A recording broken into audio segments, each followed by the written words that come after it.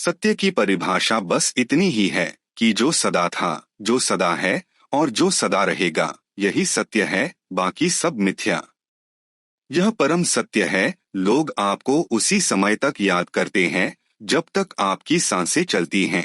इन सांसों के रुकते ही आपके करीबी रिश्तेदार, दोस्त और यहाँ तक कि पत्नी भी दूर चली जाती है। वास्तविक रूप से मंदिर वही पहुंचता है जो धन्यवाद देने जाता है, मांगने नहीं। वास्तविक आनंद उन्हीं को मिलता है जो आनंद की तलाश नहीं कर रहे होते हैं। जिस तरह एक प्रज्वलित दीपक के चमकने के लिए दूसरे दीपक की जरूरत नहीं होती है, उसी तरह आत्मा जो खुद ज्ञान स्वरूप है, उसे किसी और ज्ञान की आवश्यकता नहीं होती है अपने खुद के ज्ञान के लिए।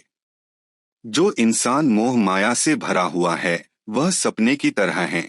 यह तब तक ही सच लगता है जब तक आप अज्ञान की नींद में सो रहे होते हैं। जब नींद खुलती है तो इसकी कोई सत्ता नहीं रह जाती है।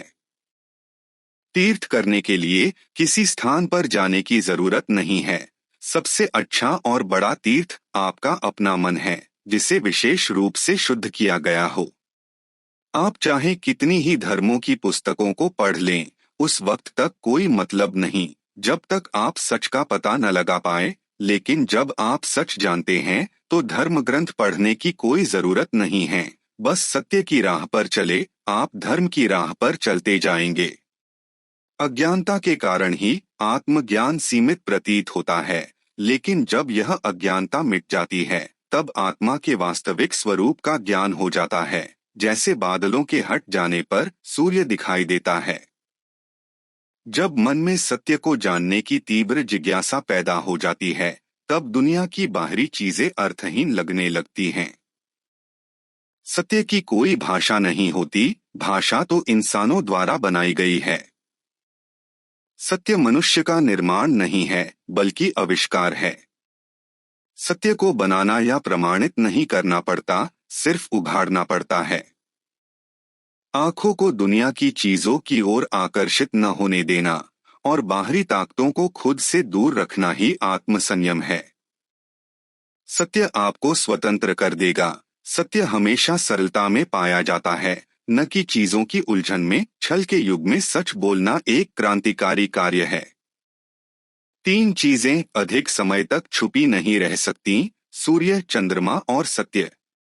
सत्य हमारी पचाने की क्षमता के अनुसार नहीं बदलता।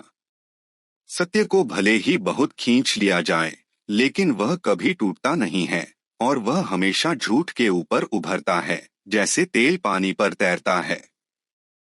सभी सत्य 3 चरणों से गुजरते हैं।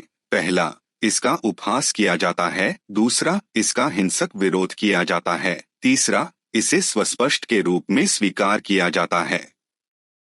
प्यार के बजाय, पैसे के बजाय, प्रसिद्धि के बजाय मुझे सत्य दो। ब्रह्मा ही सत्य है और जगत मिथ्या है। आत्मा की गति मोक्ष में है। सत्य हमारे पास सबसे मूल्यवान चीज है। आइए हम इसकी बचत करें।